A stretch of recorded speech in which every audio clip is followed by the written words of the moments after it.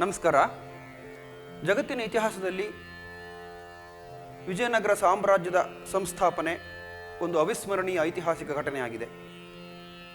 ಯಾಕೆಂತಂದರೆ ವಿಜಯನಗರ ಸಾಮ್ರಾಜ್ಯವನ್ನು ನಾವು ರೋಮ್ ನಗರಕ್ಕೆ ಹೋಲಿಸುವುದನ್ನು ನಾವು ಕಾಣಬಹುದಾಗಿದೆ. ನಿಕೊಲೋ ಕಾಂತಿ, ಬರ್ಬೋಸಾ, ಡೊಮಿಂಗೋ ಪೇಸ್, ಪಿತ್ರೋ ಡಲವಲ್ಲ, ಅಬ್ದುಲ್ ರಜಾಕ್ ಮುಂತಾದ ವಿದೇಶಿ ಪ್ರವಾಸಿಗರು, ಇತಿಹಾಸಕಾರರು ವಿಜಯನಗರದ ವೈಭವವನ್ನು ಅವರು ಇತಿಹಾಸದ ಪುಟಗಳಲ್ಲಿ ದಾಖಲಿಸಿರುವುದನ್ನು ನಾವು ಕಾಣಬಹುದಾಗಿದೆ. ಭಾರತೀಯ ಸಂಸ್ಕೃತಿಯ ಪುನರುಜ್ಜೀವನಕ್ಕಾಗಿಯೇ ಹುಟ್ಟಿಕೊಂಡ ಒಂದು ಸಾಮ್ರಾಜ್ಯ ಅಂತ ಒಂದು ಇದ್ದರೆ ಅದು ವಿಜಯನಗರ ಸಾಮ್ರಾಜ್ಯ. ಇದನ್ನು ಕರ್ನಾಟಕ ಸಾಮ್ರಾಜ್ಯ ಎಂಬುದಾಗಿ ಕೂಡ ಅದು ಪ್ರಸಿದ್ಧಿಯನ್ನು ಹೊಂದಿರುವುದನ್ನು ನಾವು ಕಾಣಬಹುದು. ಇಂಥ ಒಂದು ಅದ್ವಿತೀಯವಾದ ಮಹಾ ಸಾಮ್ರಾಜ್ಯಕ್ಕೆ, ಇದರ ಒಂದು ನಿರ್ಮಾಣಕ್ಕೆ ಕಾರಣರಾದವರು ಶೃಂಗೇರಿ ಶ್ರೀ ಜಗದ್ಗುರು ಶ್ರೀ ವಿದ್ಯಾರಣ್ಯ ಮಹಾಸ್ವಾಮಿಗಳವರು. ಶ್ರೀ ವಿದ್ಯಾರಣ್ಯರು ವಿಜಯನಗರ ಮಹಾ ಸಾಮ್ರಾಜ್ಯದ ಒಂದು ಸಂಸ್ಥಾಪನೆಗೆ ಎಷ್ಟು ಪ್ರೋತ್ಸಾಹ ಕೊಟ್ಟರು ಅನ್ನೋದಕ್ಕೆ ಹಲವಾರು ತಾಮ್ರಶಾಸನಗಳು, ಶಿಲಾಶಾಸನಗಳು ಹಾಗೂ ಹಸ್ತಪ್ರತಿಗಳು ಆಧಾರಗಳು ನಮಗೆ ವಿಪುಲವಾಗಿ ಸಿಗುತ್ತದೆ. ಅದರಲ್ಲಿ ರಘುನಾಥ ಸೂರಿಯವರು ರಚಿಸಿರುವಂತಹ ತಾಳೆಗರಿಯಲ್ಲಿರುವಂತಹ ಒಂದು ಹಸ್ತಪ್ರತಿಗಳಲ್ಲಿ ಇರುವಂತಹ ಒಂದು ಹಲವಾರು ಶ್ಲೋಕಗಳು, ಕಾವ್ಯಾತ್ಮಕವಾಗಿರುವಂತಹ ಶ್ಲೋಕಗಳು ವಿದ್ಯಾರಣ್ಯರ ಒಂದು ವಿಜಯನಗರ ಸಾಮ್ರಾಜ್ಯ ಸ್ಥಾಪನೆಯಲ್ಲಿರುವ ಒಂದು ಮಹತ್ತರವಾದ ಒಂದು ಪಾತ್ರವನ್ನು ಅದು ಚಿತ್ರಿಸುವುದನ್ನು ನಾವು ಕಾಣಬಹುದು. ಈ ತಾಮ್ರಶಾಸನಗಳಾಗಲಿ, ಶಿಲಾಶಾಸನಗಳಾಗಲಿ ಅಥವಾ ಹಸ್ತಪ್ರತಿಗಳಾಗಲಿ ಇವುಗಳ ಸಂರಕ್ಷಣೆ ತುಂಬ ಅತ್ಯಗತ್ಯ. ಹಾಗೂ ಇವುಗಳು ನಮ್ಮ ಸಂಸ್ಕೃತಿ ಮತ್ತು ಇತಿಹಾಸದ ಅಧ್ಯಯನಕ್ಕೆ ರಿಚ್ ಸೋರ್ಸಸ್ ಆಫ್ ಇನ್ಸ್ಪಿರೇಷನ್ ಅಂತ ನಾವು ಹೇಳಬಹುದಾಗಿದೆ. ಈ ಒಂದು ಹಸ್ತಪ್ರತಿಗಳಲ್ಲಿರುವಂತಹ ಕಾವ್ಯಗಳನ್ನು ಸುಶ್ರಾವ್ಯವಾಗಿ ಸಂಗೀತಕ್ಕೆ ಅಳವಡಿಸಿಬಿಟ್ಟು ಸುಶ್ರಾವ್ಯವಾಗಿ ಇವತ್ತು ಹಾಡುವುದಕ್ಕೆ ನಮ್ಮ ಮೈಸೂರಿನವರೇ ಆದ ಸಂಗೀತ ವಿದುಷಿ MS ಕೀರ್ತನ ಅವರು ಇವತ್ತು ನಮ್ಮ ಜೊತೆ ಬಂದಿದ್ದಾರೆ. ಅವರಿಗೆ ಈ ಕಾರ್ಯಕ್ರಮಕ್ಕೆ ಸುಸ್ವಾಗತ. ಪರೇದ್ಯುರೇತೌ ಸಮುಪೇತ್ಯ ವಿದ್ಯಾರಣ್ಯಂ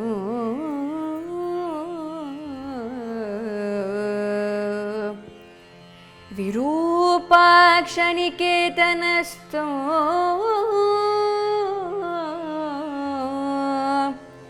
ಪ್ರಣಮ್ಯ ಚ ಸ್ವಪ್ನಕಥಾ ಸ್ವಕೀಯಾಮವ್ಯೋಚತ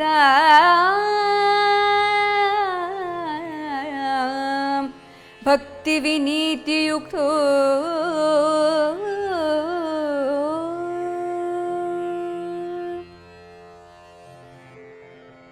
ವಿಜಯನಗರ ಸಾಮ್ರಾಜ್ಯದ ಸಂಸ್ಥಾಪನೆಯಲ್ಲಿ ವಿದ್ಯಾರಣ್ಯರು ಹರಿಹರ ಬುಕ್ಕರಾಯರಿಗೆ ಎಷ್ಟೊಂದು ಪ್ರೋತ್ಸಾಹ ಕೊಟ್ಟರು, ಅವರ ಒಂದು ಇನ್ವಾಲ್ವ್ಮೆಂಟ್ ಎಷ್ಟಿತ್ತು ಅನ್ನೋದಕ್ಕೆ ಈ ಎರಡನೇ ಶ್ಲೋಕ ಒಂದು ಸಾಕ್ಷೀಭೂತವಾಗಿದೆ ಅಂತ ಹೇಳ್ಬೋದಾಗಿದೆ.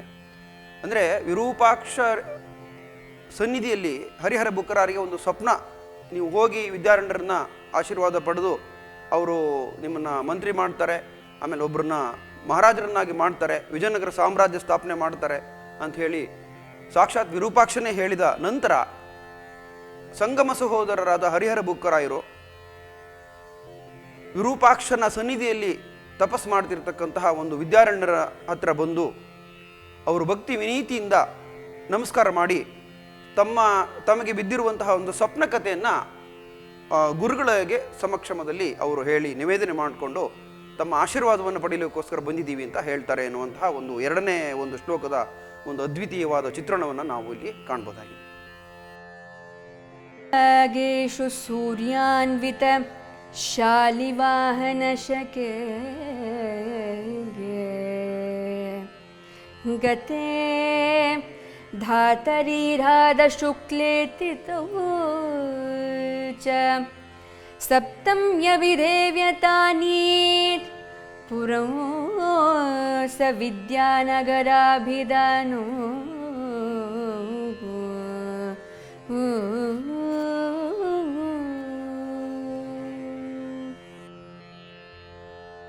ಪ್ರಾಚೀನ ಕಾಲದ ಹಸ್ತಪ್ರತಿಗಳು, ಮ್ಯಾನುಸ್ಕ್ರಿಪ್ಟ್ಸ್, ಇವು ಎಷ್ಟು ರಿಚ್ ಸೋರ್ಸಸ್ ಆಫ್ ಹಿಸ್ಟ್ರಿ ಅನ್ನೋದನ್ನು ಇದರಲ್ಲಿ ತೋರಿಸ್ಕೊಡಲಾಗಿದೆ. ಈ ಪ್ರಾಚೀನ ಹಸ್ತಪ್ರತಿಗಳ ಒಂದು ಅಧ್ಯಯನದಿಂದ ಭಾರತೀಯ ಸಂಸ್ಕೃತಿ ಇತಿಹಾಸವನ್ನು ನಾವು ಅಧ್ಯಯನ ಮಾಡಬಹುದಾಗಿದೆ. ಈ ಒಂದು ಅತ್ಯಂತ ಪ್ರಮುಖವಾಗಿರುವಂತಹ ಈ ಶ್ಲೋಕದಲ್ಲಿ ವಿದ್ಯಾರಣ್ಯರು ಯಾವಾಗ ವಿಜಯನಗರ ಸಾಮ್ರಾಜ್ಯ ಸ್ಥಾಪನೆ ಮಾಡಿದರು ಅಷ್ಟು ಕೂಡ ಅದರಲ್ಲಿ ದಾಖಲೆ ಮಾಡಲಾಗಿದೆ. ಶಾಲಿವಾಹನ ಗತಶಕೆ 1258ನೇ ಧಾತೃ ಸಂವತ್ಸರ ವೈಶಾಖ ಮಾಸ ಶುಕ್ಲ ಪಕ್ಷ ಸಪ್ತಮಿ ತಿಥಿಯಲ್ಲಿ ಶ್ರೀ ವಿದ್ಯಾರಣ್ಯರು ವಿಜಯನಗರವೆಂಬ ಮಹಾ ಸಾಮ್ರಾಜ್ಯವನ್ನು ನಿರ್ಮಿಸಿದರು. ಅಂದರೆ ಇಂಡಿಯನ್ ಟ್ರೆಡಿಷನಲ್ ಕ್ಯಾಲೆಂಡರ್ ಪ್ರಕಾರ 1258, ಅಂದರೆ ವೆಸ್ಟರ್ನ್ ಕ್ಯಾಲೆಂಡರ್ ಪ್ರಕಾರ 1336, 14ನೇ ಶತಮಾನ. ಅಂದರೆ ಹಿಂದಿನ ಒಂದು ಪ್ರಾಚೀನ ಮ್ಯಾನುಸ್ಕ್ರಿಪ್ಟ್ಸ್ ಅಥವಾ ಈ ಹಸ್ತಪ್ರತಿಗಳ ಅಧ್ಯಯನದಿಂದ ಇತಿಹಾಸದ ಅಧ್ಯಯನಕ್ಕೆ ಎಷ್ಟು ಅನುಕೂಲ ಆಗುತ್ತೆ ಅನ್ನೋದಕ್ಕೆ ಒಂದು ಘಟನಾವಳಿಗಳನ್ನು ಇಲ್ಲಿ ದಾಖಲು ಮಾಡಿರುವುದನ್ನು ಕಾಣಬಹುದಾಗಿದೆ. ಹಾಗಾಗಿ ಅವರು ವಿದ್ಯಾನಗರವೆಂಬ ಮಹಾ ಸಾಮ್ರಾಜ್ಯವನ್ನು ನಿರ್ಮಿಸಿದರು. ಇದು ಎರಡನೆಯ ಒಂದು ಐತಿಹಾಸಿಕ ಇಂಪಾರ್ಟೆನ್ಸ್ ಅಂತ ಹೇಳ್ಬೋದು. ಯಾಕೆಂತಂದರೆ ವಿಜಯನಗರದ ರಾಜಮಹಾರಾಜರುಗಳು ಅವರಿಗೆ ಎಷ್ಟು ಗುರುಭಕ್ತಿ ಇತ್ತು ಅಂತ ತೋರಿಸಲಿಕ್ಕೆ ಅವರು ತಮ್ಮ ಗುರುಗಳ ಹೆಸರನ್ನೇ ಅದಕ್ಕೆ ವಿಜಯನಗರ ಸಾಮ್ರಾಜ್ಯಕ್ಕೆ ಇಟ್ಟರು. ಅದಕ್ಕೆ ವಿಜಯನಗರ ಸಾಮ್ರಾಜ್ಯಕ್ಕೆ ವಿದ್ಯಾನಗರ ಅಂತಲೂ ಕರೀತಾರೆ.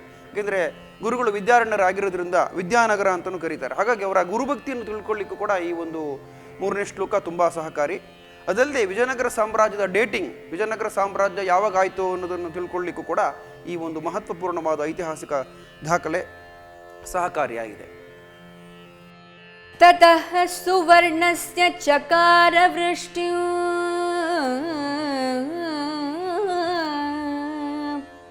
ಪುರಾಂತರೆ ಸಾ ಮುನಿ ನಿರ್ಮಿತೇಸ್ಮಿನ್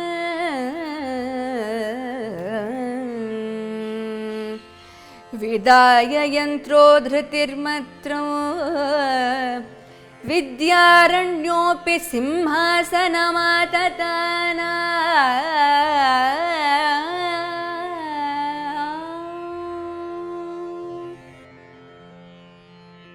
ಈ ಒಂದು ಶ್ಲೋಕ ವಿದ್ಯಾರಣ್ಯರ ಒಂದು ತಪೋಶಕ್ತಿಯನ್ನು ತಿಳಿಸುವಂತಹ ಒಂದು ಶ್ಲೋಕವಾಗಿದೆ.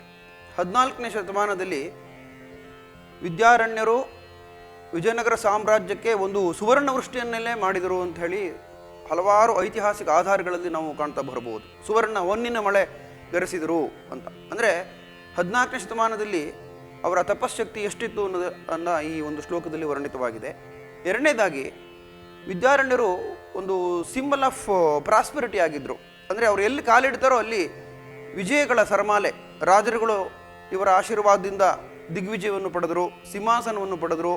ಆಮೇಲೆ ಇವತ್ತಿಗೂ ಕೂಡ ಇತಿಹಾಸಕಾರರು ಒಂದು ವಿಜಯನಗರ ಸಾಮ್ರಾಜ್ಯವನ್ನು ಭಾರತದ ಅತ್ಯಂತ ಒಂದು ಸಂಪದ್ಭರಿತವಾಗಿ ಇರುವಂತಹ ಒಂದು ಸಾಮ್ರಾಜ್ಯ ಅಂತ ಗುರುತಿಸ್ತಾರೆ. ಇವೆಲ್ಲ ಅಂಶಗಳು ಈ ಶ್ಲೋಕದಲ್ಲಿ ನಾವು ಕಾಣಬಹುದು. ದೇವಿಯ ಒಂದು ಕೃಪೆಯಿಂದ ವಿದ್ಯಾರಣ್ಯರು ಸುವರ್ಣ ವೃಷ್ಟಿಯನ್ನೇ ಗರಿಸಿದರು ಅನ್ನುವಂತಹ ಒಂದು ವಿಚಾರ ಇಲ್ಲಿ ವರ್ಣಿಸುವುದನ್ನು ನಾವು ಕಾಣಬಹುದು. ಎರಡನೇದಾಗಿ ಆ ವಿದ್ಯಾರಣ್ಯರು ಎಷ್ಟು ವಿಜಯನಗರ ಸಾಮ್ರಾಜ್ಯದ ಒಂದು ಪ್ರತಿಯೊಂದು ಹಂತದಲ್ಲೂ ಕೂಡ ಅವರ ಪಾತ್ರ ಏನು ಅನ್ನುವುದನ್ನು ಮಂತ್ರವನ್ನು ಉದ್ಧರಿಸಿ ಸಿಂಹಾಸನವನ್ನು ಸ್ಥಾಪನೆ ಮಾಡಿದರು. ಅಂದರೆ ವಿದ್ಯಾರಣ್ಯರು ವಿಜಯನಗರ ರಾಜಮಹಾರಾಜರುಗಳಿಗೆ ಸಿಂಹಾಸನ ಕೊಡಿಸಿದರು ಅಂಥೇಳಿ ವರ್ಣನೆಗಳು ಇರುವುದನ್ನು ಬೇರೆ ಬೇರೆ ಶಾಸನಗಳಲ್ಲಿ ಕಾಣಬಹುದು. ಅದರಲ್ಲಿ ಆ ಸಿಂಹಾಸನವನ್ನು ಪ್ರತಿಷ್ಠಾಪನೆ ಮಾಡೋದಕ್ಕೋಸ್ಕರ ಅವರು ಮಂತ್ರವನ್ನು ಉದ್ಧರಿಸಿಬಿಟ್ಟು ಸಿಂಹಾಸನವನ್ನು ಕೂಡ ಅವರು ಸ್ಥಾಪನೆ ಮಾಡಿದರು. ಅದರಲ್ಲಿ ಅವರ ವಿಜಯನಗರ ಸಾಮ್ರಾಜ್ಯ ಸ್ಥಾಪನೆಯಲ್ಲಿ ಅವರ ಮಹತ್ತರವಾದ ಪಾತ್ರವನ್ನು ಈ ಒಂದು ಶ್ಲೋಕ ಚಿತ್ರಿಸುತ್ತದೆ. ಬಹೂನಿ ವರ್ಷಾಣಿ ಯತೀಶ್ವರೋಯಂ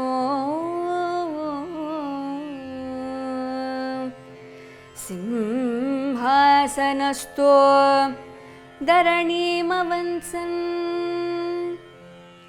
ಅಕಂಟಕಾ ಸಂಚಯಾಂಚಕಾರ ಸರ್ವಂ ಸಹಾಂ ಸರ್ವಜನಾಭಿವಲ್ದ್ಯಃ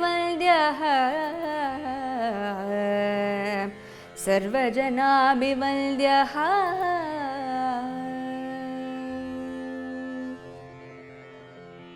ಹಸ್ತಪ್ರತಿಯಲ್ಲಿರುವಂತಹ ಈ ಒಂದು ಪ್ರಮುಖವಾದ ಒಂದು ಶ್ಲೋಕದಲ್ಲಿ ವಿದ್ಯಾರಣ್ಯರು ಸರ್ವಜನಾಭಿವಂದ್ಯಂ, ಎಲ್ಲ ಪ್ರಜೆಗಳಿಂದ ವಂದಿತರಾಗಿದ್ದರು ಎಂಬ ವಿಚಾರ ತಿಳಿದು ಬರುತ್ತೆ. ಎರಡನೇದಾಗಿ ಬಹೂನಿ ವರ್ಷ ಅಂದರೆ ಎಷ್ಟೋ ವರ್ಷಗಳವರೆಗೆ ಸಿಂಹಾಸನದಲ್ಲಿ ಇದ್ಬಿಟ್ಟು ವಿಜಯನಗರ ಸಾಮ್ರಾಜ್ಯವನ್ನು ಅದರ ಮಾರ್ಗದರ್ಶನವನ್ನು ರಾಜಮಹಾರಾಜರಿಗೆ ಕೊಟ್ಟರು ಅನ್ನುವಂತಹ ಒಂದು ಐತಿಹಾಸಿಕ ಅಂಶ ಇದರಲ್ಲಿ ತಿಳಿದು ಬರುತ್ತೆ.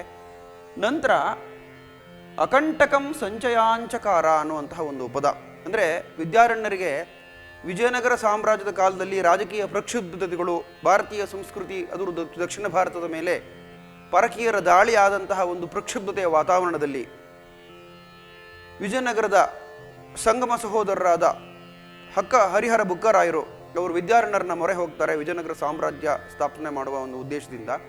ಅವಾಗ ವಿದ್ಯಾರಣ್ಯರು ಅವರಿಗೆ ಆಶೀರ್ವಾದ ಮಾಡಿದ ಮೇಲೆ ವಿಜಯನಗರ ಸಾಮ್ರಾಜ್ಯ ಸ್ಥಾಪನೆ ಆಗುತ್ತೆ. ಅವಾಗ ತಮ್ಮ ಒಂದು ಪರಕೀಯರ ದಾಳಿಯಿಂದ ಉಂಟಾಗಿರುವಂತಹ ಒಂದು ಸಂಕಟವನ್ನು, ಕನ್ನಡ ನಾಡಿಗೆ ಉಂಟಾದ ಒಂದು ಪ್ರಕ್ಷುಬ್ಧತೆಯ ವಾತಾವರಣ, ಕನ್ನಡ ನಾಡಿಗೆ ಉಂಟಾದ ಒಂದು ತೊಂದರೆ, ಈ ಒಂದು ಸಂಕಟವನ್ನು ದೂರ ಮಾಡಿದ ಒಂದು ಗುರುಗಳು ಎಂಬುದಾಗಿ ಅವರು ವಿಜಯನಗರದ ರಾಜಮಹಾರಾಜರುಗಳು ಗುರುತಿಸ್ತಾರೆ. ಎಲ್ಲ ಇತಿಹಾಸದ ಪುಟಗಳಲ್ಲೂ ಕೂಡ ವಿಜಯನಗರ ಸಾಮ್ರಾಜ್ಯವನ್ನು ಸ್ಥಾಪನೆ ಮಾಡಿ ದಕ್ಷಿಣ ಭಾರತಕ್ಕೆ ಒದಗಿ ಬಂದ ಒಂದು ಸಂಕಟವನ್ನು ಪರಿಹಾರ ಮಾಡಿದ ಗುರುಗಳು ಎಂಬುದಾಗಿ ಅವರ ಒಂದು ಕೀರ್ತಿ ಇರುವುದನ್ನು ನಾವು ಕಾಣಬಹುದಾಗಿದೆ. ಹಾಗಾಗಿ ಪರಕೀಯರ ದಾಳಿಯಿಂದ ಕನ್ನಡವೆಂಬ ಒಂದು ಸಾಮ್ರಾಜ್ಯ, ವಿಜಯನಗರ ಸಾಮ್ರಾಜ್ಯವನ್ನು ರಕ್ಷಿಸಿದ ಒಂದು ಕೀರ್ತಿ ವಿಜಯನಗರದ ಕಾಲದಲ್ಲಿ ವಿದ್ಯಾರಣ್ಯರಿಗೆ ಸಲ್ಲುವುದನ್ನು ನಾವು ಬೇರೆ ಬೇರೆ ಇತಿಹಾಸದ ಒಂದು ದಾಖಲೆಗಳಲ್ಲಿ ಕಾಣಬಹುದಾಗಿದೆ. ಹಾಗಾಗಿ ಈ ಶ್ಲೋಕದಲ್ಲೂ ಕೂಡ ಪರಕೀಯರ ದಾಳಿಯಿಂದ ಅಕಂಟಕಂ ಸಂಚಯಾಂಚಕಾರ ಅಂದರೆ ಪರಕೀಯರ ದಾಳಿಯ ಒಂದು ಸಂಕಟದಿಂದ ರಕ್ಷಣೆ, ಸಾಮ್ರಾಜ್ಯವನ್ನು, ಸಂಸ್ಕೃತಿಯನ್ನು ರಕ್ಷಿಸಿ ಅದರ ಪುನರುಜ್ಜೀವನಕ್ಕೆ ಕಾರಣರಾಗಿ ಸರ್ವ ಜನಾಭಿವಂದ್ಯ ಅಂದರೆ ಎಲ್ಲ ಜನರಿಂದಲೂ ಪ್ರಶಂಸೆಗೆ, ವಂದನೆಗೆ, ಒಂದು ಪೂಜ್ಯ ಭಾವನೆಗೆ ಕಾರಣರಾಗಿದ್ದರು ಎಂಬ ಒಂದು ಐತಿಹಾಸಿಕ ಅಂಶವನ್ನು ನಾವು ಈ ಶ್ಲೋಕದಲ್ಲಿ ಗಮನಿಸಬಹುದಾಗಿದೆ. ತೌ ಯೋಗಿ ವರ್ಯೋದಿತ ಧರ್ಮ ಮಾರ್ಗಮುಪೇತ್ಯ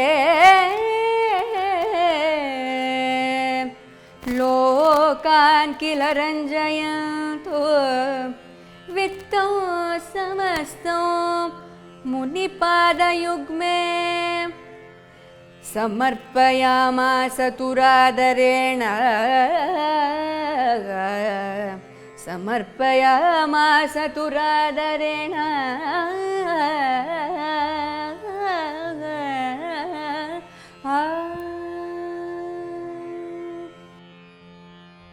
ಹಸ್ತಪ್ರತಿಯಲ್ಲಿರುವಂತಹ ಈ ಒಂದು ಅದ್ವಿತೀಯವಾದ ಚಿಂತನೆಯ ಒಂದು ಶ್ಲೋಕದಲ್ಲಿ ಒಂದು ಅಪೂರ್ವವಾದ ವಿಚಾರಗಳನ್ನು ನಾವು ಗಮನಿಸಬಹುದಾಗಿದೆ. ಭಾರತೀಯ ಸಂಸ್ಕೃತಿಯಲ್ಲಿ ಗುರುವಿಗೆ ಮಹತ್ವಪೂರ್ಣವಾದ ಸ್ಥಾನಮಾನಗಳನ್ನು ನಾವು ಕೊಟ್ಟಿರುವುದನ್ನು ಕಾಣಬಹುದು. ಅದರಲ್ಲಿ ಶೃಂಗೇರಿ ಜಗದ್ಗುರು ಶ್ರೀ ವಿದ್ಯಾರಣ್ಯ ಮಹಾಸ್ವಾಮಿಗಳವರು ವಿಜಯನಗರ ಸಾಮ್ರಾಜ್ಯದ ರಾಜಮಹಾರಾಜರುಗಳಿಗೆ ಧರ್ಮ ಮಾರ್ಗದಲ್ಲಿ ನಡೆಯುವಂತೆ ಅವರು ಬೋಧನೆ ಮಾಡಿದ್ದನ್ನು ನಾವು ಈ ಶ್ಲೋಕದಲ್ಲಿ ಕಾಣಬಹುದಾಗಿದೆ. ಅಂದರೆ ಯಾವುದೇ ಒಂದು ಸಾಮ್ರಾಜ್ಯ ಧರ್ಮ ಮಾರ್ಗ ಅಂತಂದರೆ ಪಾತ್ ಆಫ್ ರೈಟಿಯಸ್ನೆಸ್, ಧರ್ಮ ಮಾರ್ಗ, ನ್ಯಾಯ ಮಾರ್ಗ, ಧರ್ಮ, ಸತ್ಯ, ನ್ಯಾಯ, ಧರ್ಮ ಹಾಗೂ ನೀತಿ, ಈ ಒಂದು ಮಾರ್ಗ ಭಾರತೀಯ ಸಂಸ್ಕೃತಿಯ ಒಂದು ತಿರುಳಾಗಿದೆ, ಇಂಡಿಯನ್ ವ್ಯಾಲ್ಯೂಸ್ ಆಗಿದೆ. ಹಾಗಾಗಿ ಈ ಒಂದು ಮಾರ್ಗದಲ್ಲಿ ನಡೆಯುವಂತೆ ಗುರು ಇವರಿಗೆ ಮಾರ್ಗದರ್ಶನ ಕೊಟ್ಟಿರುವಂಥದ್ದನ್ನು ನಾವು ಕಾಣಬಹುದಾಗಿದೆ. ಹಾಗಾಗಿಯೇ ಈ ಒಂದು ಮಾರ್ಗದರ್ಶನದಿಂದಲೇ ವಿಜಯನಗರ ಸಾಮ್ರಾಜ್ಯ ಒಂದು ಉಚ್ಛ್ರಾಯ ಸ್ಥಿತಿಯನ್ನು, ಜಗತ್ತಿನ ಒಂದು ದೊಡ್ಡ ಸಾಮ್ರಾಜ್ಯವಾಗಿ ಬೆಳಗಿತು. ಹಾಗಾಗಿ ಒಂದು ಸಾಮ್ರಾಜ್ಯದ ಉನ್ನತಿಗೆ, ಸಾಮ್ರಾಜ್ಯದ ಅಭ್ಯುದಯಕ್ಕೆ ಗುರುಗಳ ಆಶೀರ್ವಾದ ಎಷ್ಟು ಪ್ರಮುಖ ಎನ್ನುವುದನ್ನು ನಾವು ಈ ಒಂದು ಶ್ಲೋಕದಲ್ಲಿ ಕಾಣಬಹುದಾಗಿದೆ. ಗುರುಗಳ ಒಂದು ಆಶೀರ್ವಾದದಿಂದ, ಗುರುಗಳು ಹೇಳಿದಂತೆ ಧರ್ಮ ಮಾರ್ಗದಲ್ಲಿ ಇವರು ಹರಿಹರ ಬುಕ್ಕರಾಯರು ಸಾಮ್ರಾಜ್ಯವನ್ನು ನಡೆಸಿದರು ಎಂಬ ವಿಚಾರ ಈ ಒಂದು ಶ್ಲೋಕದಲ್ಲಿ ಬೆಳಕಿಗೆ ಬರುತ್ತೆ.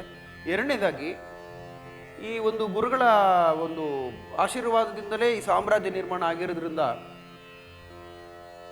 ಎಲ್ಲ ಸಂಪತ್ತು ಗುರುಗಳಿಗೆ ಸಲ್ಲಬೇಕು ಅನ್ನುವಂತಹ ಒಂದು ಮಹತ್ವಾಕಾಂಕ್ಷೆಯಿಂದ, ಒಂದು ಶ್ರದ್ಧಾ ಭಕ್ತಿಗಳಿಂದ ವಿಜಯನಗರ ಸಾಮ್ರಾಜ್ಯದ ಒಂದು ಅಧಿಪತಿಗಳಾಗಿರುವಂಥ ಅವರು ಹಕ್ಕಬುಕ್ಕರು ವಿದ್ಯಾರಣ್ಯರ ಒಂದು ಪಾದಯುಗ್ಮಗಳಲ್ಲಿ ಸಕಲ ಸಂಪತ್ತನ್ನು ಅವರು